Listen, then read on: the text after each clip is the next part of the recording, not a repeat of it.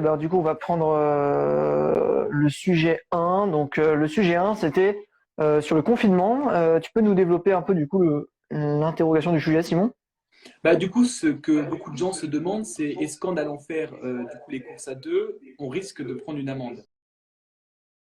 Alors, du coup, la règle sur les sorties à deux, elle reste assez floue. Euh, Selon la loi, ce sera au contrôle sur le terrain et au discernement des forces de l'ordre de juger si votre sortie à deux avec la personne avec laquelle vous êtes confiné est légitime ou non. Donc du coup, c'est aux forces de l'ordre de prendre une décision, de prendre un choix, faire un choix. Donc ça, c'est ce qu'a expliqué le ministère de l'Intérieur et surtout, ils insistent sur le fait que les déplacements individuels sont à privilégier, hein. Il faut vraiment pas trop être à deux. Donc, bon, le mot interdiction ne figure nulle part. Donc, est-ce que tu peux nous développer ça un petit peu, Simon, s'il te plaît? Oui, oui, parce que sur le site du service public, en fait, on peut justement lire que si l'on ne sort pas seul, donc là je cite, si l'on ne sort pas seul mais accompagné, chacun doit remplir sa propre attestation, différente du coup, et qui indique le motif et la date de sortie. Et donc chacun doit disposer de son titre d'identité, donc c'est-à-dire d'une carte d'identité, d'un passeport ou d'un permis de conduire, quelque chose qui peut justifier notre identité. Et du coup, ça sous-entend que l'on peut sortir à deux. Bon, alors ça, c'est plutôt intéressant à dire, mais il faut quand même noter l'exception des enfants. On pense notamment aux familles monoparentales qui parfois, voilà, ont un ou plusieurs enfants, même ça arrive, et qui sont obligés de sortir des enfants en bas âge pour aller au supermarché, pour aller faire des courses de première nécessité, évidemment. On est obligé de s'accompagner de ces enfants, surtout s'ils sont donc en bas âge. Donc, selon la loi, il existe une exception pour laquelle on ne peut normalement ne pas avoir d'amende, hein, quoi qu'il en soit. Là, c'est pas selon l'humeur du policier ou quoi, c'est vraiment interdiction d'avoir une amende dans ce cas-là. C'est si vous avez donc un déplacement avec un enfant, si le parent n'a pas de solution de garde.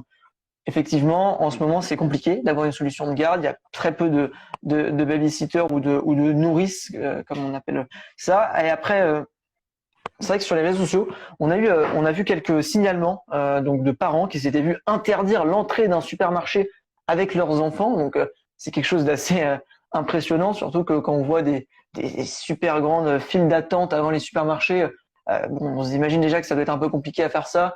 Et si en plus vous avez un enfant et qu'on vous refuse l'accès, bon, c'est compliqué.